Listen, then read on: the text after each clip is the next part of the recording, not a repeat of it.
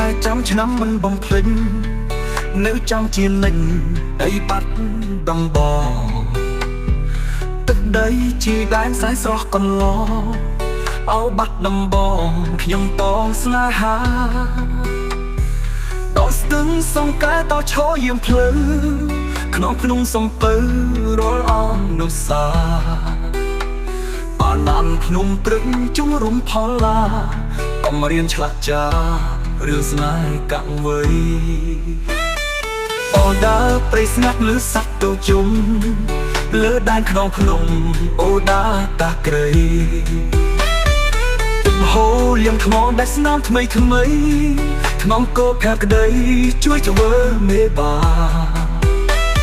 ឯភ្នំក្រងចិត្តមិនได้ឡាយនៅស្ងៀម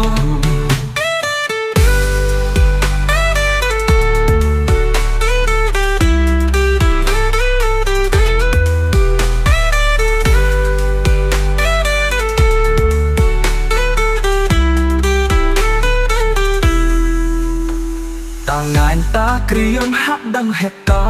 រកុំពីងពួយសូមកុំប្រាប់អ្នកណាលោកណាត់ចិនដាសះសងមេត្រីពេលនេះត្រូវឃ្លៀតឆ្ងាយស្ទឹងសង្កែ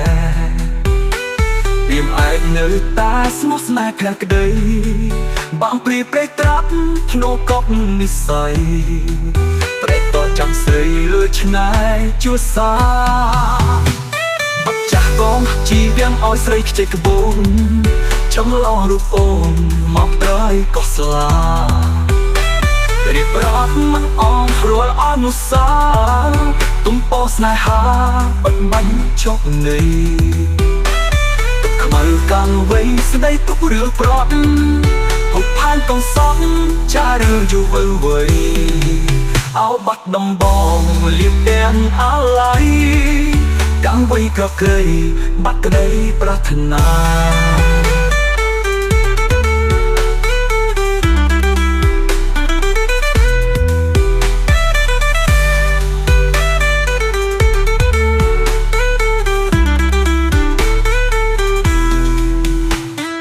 មកបាត់បំពងលាទាំងអាឡ័យ